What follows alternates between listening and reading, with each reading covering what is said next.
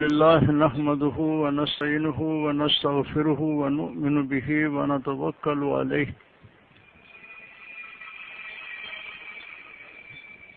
ونعوذ بالله من شرور أنفسنا ومن سيئات أعمالنا من يهده الله فلا مضل له ومن يضلله فلا هادي له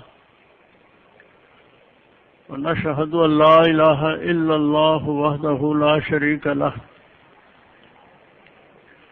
ونشهد أن سيدنا ومولانا محمدا عبده ورسوله صلى الله تعالى عليه وعلى آله وصحبه أجمعين أما بعد فأعوذ بالله من الشيطان الرجيم بسم الله الرحمن الرحيم يوم لا ينفع مال ولا بنون إلا من أتى الله بقلب سليم اللهم صل وسلم وبارك على سيدنا محمد وآله وصحبه كما تحب وترضى عدد ما تحب وترضى أستغفر الله ربي من كل ذنب وأتوب إليه أستغفر الله ربي من كل ذنب وأتوب إليه أستغفر الله ربي من كل ذنب وأتوب إليه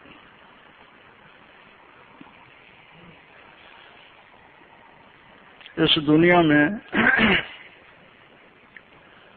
جہاں تک طبعی محبت کا تعلق ہے وہ انسان کو سب سے زیادہ اپنی اولاد سے ہوتی ہے.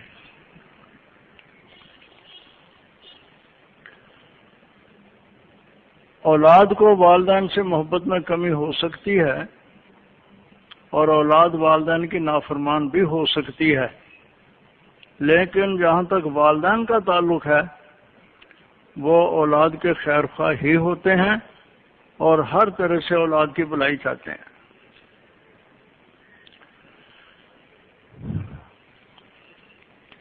حضرت شاہ عبدالعزیز صاحب محدث دہلوی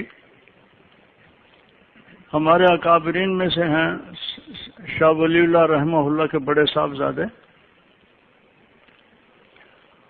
ان سے ایک دفعہ ایک شخص نے پوچھا کہ حضرت اس کی کیا وجہ ہے کہ والدین تو اولاد کے لیے تڑپتے ہیں لیکن اولاد لاپرواہ ہوتی ہے، وہ والدین کی پرواہ نہیں کرتی.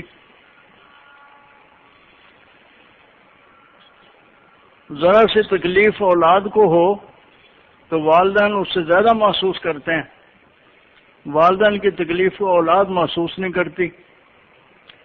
تو حضرت شاہ صاحب نے ایک ہی جملے میں اس حقیقت کو نمایاں کیا، فرمانے لگے کہ اگر آپ کے بدن سے انگلی کاٹ کے پھینک دی جائے تو درد بدن میں ہوگا، انگلی میں نہیں ہوگا.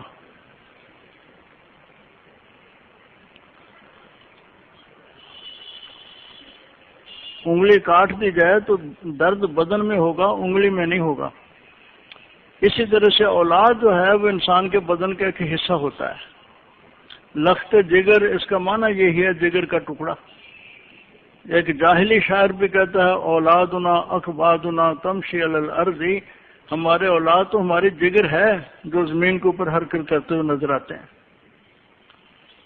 یہ والدین کا تعلق اولاد کے ساتھ ہوتا ہے اور ہر والدین اولاد کے لیے بہتر سے بہتر مستقبل کے لیے کوشاں ہوتے ہیں.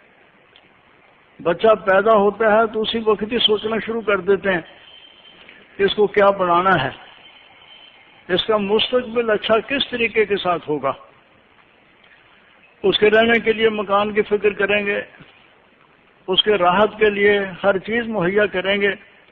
پھر اپنی اسی سوچ کے تحت کہ بچے کا مستقبل اچھا ہو اور ہمارے مرنے کے بعد یہ بچہ محتاج نہ رہے، جائیداد بنانے کی کوشش کریں گے، کاروبار چلانے کی کوشش کریں گے، سرمایہ جمع کرنے کی کوشش کریں گے.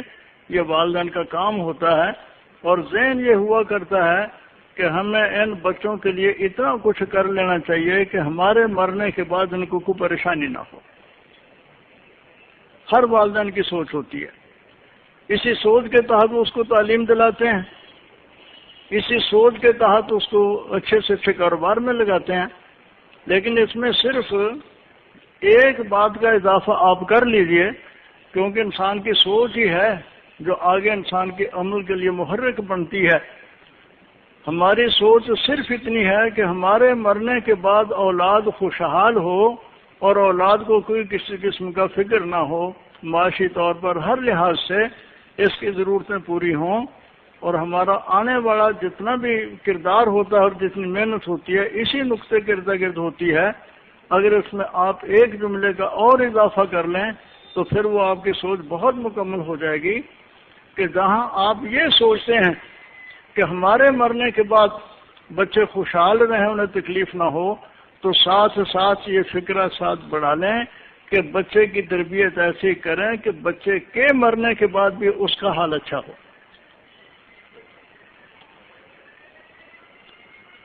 ہمارے مرنے کے بعد بچے کا کیا حال ہوگا، اس کے ساتھ سوچو کہ بچے کے مرنے کے بعد اس کا کیا حال ہوگا۔ دنیا تک نظر نہ رکھو، کیونکہ مسلمان کی نظر جو ہے وہ اس دنیا کے اختتام تک نہیں۔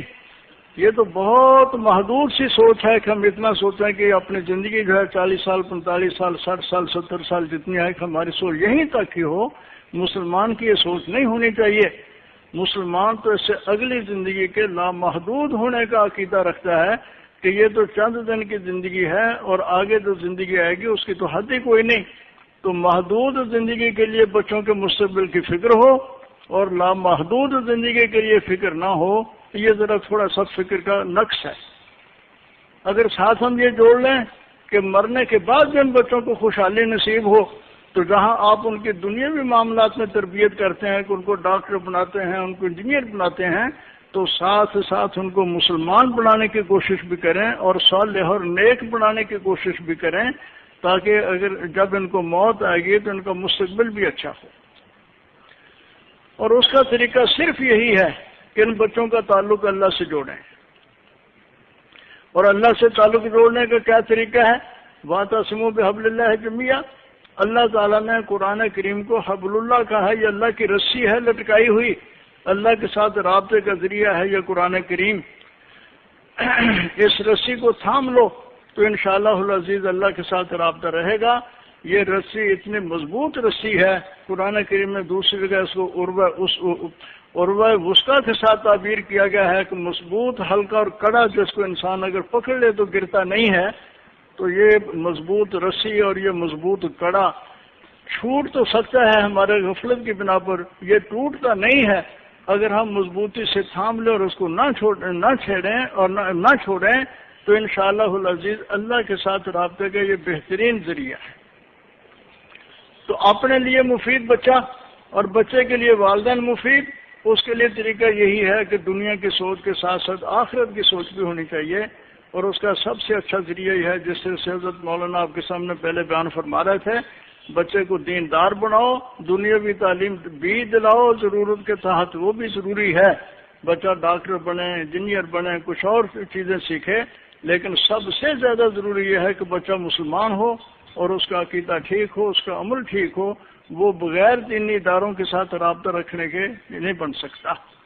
تو یہ مدارس جو ہیں یہ اللہ تعالیٰ کی اس نعمت کی تقسیم کرنے کا ذریعہ ہیں جو اللہ کی طرف سے بہت اہتمام کے ساتھ ہمارے پاس آئی ہے۔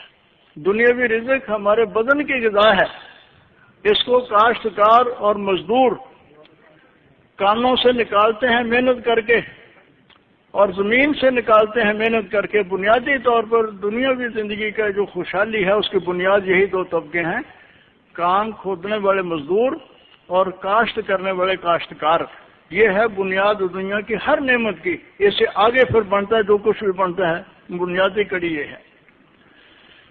کاشتکار محنت کرتا ہے، زمین سے آپ کے لیے غذا اور دوسری ضرورتیں پیدا کرتا ہے، اور کانے کھودنے والے زمین کو چیر چیر کے نیچے سے آپ کی دوسری ضروریات کی چیزیں نکالتے ہیں۔ تو یہ بنیاد ہے، اس کے بعد آگے چلتا ہے۔ لیکن چونکہ دنیا کم درجے کی ہے، اس لیے جتنا اس زمین کے ساتھ تعلق اس کا ہے معاشرے کے اندر اتنا ہی اس کو پست طبقہ سمجھا جاتا ہے۔ مزدور اس دنیا میں پست طبقہ سمجھا جاتا ہے، کاشتکار اس دنیا میں پست طبقہ سمجھا جاتا ہے، اور جتنا زمین سے دور ہوتے چلے جاتا ہے انسان اتنا وہ بڑا بنتا چلا جاتا ہے۔ لیکن قرآن کریم اور دین کی مثال اس کے علاوہ ہے۔ یہ اللہ تعالیٰ نے زمین سے نہیں نکالا، یہ آسمان سے اتارا ہے، اور یہ مزدوروں سے تقسیم نہیں کروایا، دنیا کے پاکیزہ ترین طبقہ انبیاء علیہ السلام ان کے ذریعے سے اس کو تقسیم کروایا۔ تو قرآن کریم عرش الہی کے ساتھ پہلا تعلق رکھنے والا، اور آگے جیسے جیسے معاملہ بڑھتا جائے گا، حدیث ہے، فقہ ہے، دوسری چیزیں، اوپر سے سلسلہ شروع ہوتا ہے نیچے کو۔ یہاں جو پہلے طبقے سے تعلق رکھنے والا ہے، قرآن کریم پڑھنے والا، پڑھانے والا، وہ سب سے اچھا ہے۔ جتنا جتنا معاملہ دور ہوتا چلا جائے گا، چاہے سلسلہ وہی ہو لیکن درجے میں فرق آتا چلا جائے گا۔ اس لیے آپ سنتے رہتے ہیں خیرکم من تعلم القرآن وعلمہ، تم میں سے سب سے بہتر وہ ہے جو قرآن سیکھتا اور سکھاتا ہے۔ یہ ادھر زمین میں کاشتکار اور ادھر یہ قرآن پڑھنے پڑھانے والے وہ سب سے اونچے، کاشتکار اور مزدور سب سے نیچے۔ یہ دونوں سلسلوں کے اندر ترتیب اس طرح سے چلی آ رہی ہے۔ تو یہ واقعتاً بڑے خوش نصیب ہیں والدین، اور وہ اولاد بڑی خوش نصیب ہے جن کے والدین نے ان کو دین پڑھایا، دین سکھایا اور قرآن کریم سے ان کا تعلق کر دیا۔ انشاءاللہ العزیز عام طور پر تو ضابطہ یہ قرآن کریم نے جو بتایا کہ آخرت میں نہ مال کام آئے گا نہ اولاد کام آئے گی، لیکن جو قلب سلیم لے کے آئے گا اس کے لیے اس کا مال بھی مفید ہو سکتا ہے، اس کی اولاد بھی مفید ہو سکتی ہے۔ تو جہاں آپ دنیا کا مستقبل اولاد کا اچھا کرنا چاہتے ہیں تو یہ ضروری ہے کہ ساتھ ساتھ ان کا آخرت والا ماحول جو اس کو بھی بنانے کی کوشش کریں۔ والدین کے لیے بھی یہی صورت مفید ہے اور اولاد کے لیے بھی یہی صورت مفید ہے۔ اللہ تعالیٰ قبول فرمائے اور ہم سب کو دین کی قدر کرنے کی توفیق دے۔ وآخر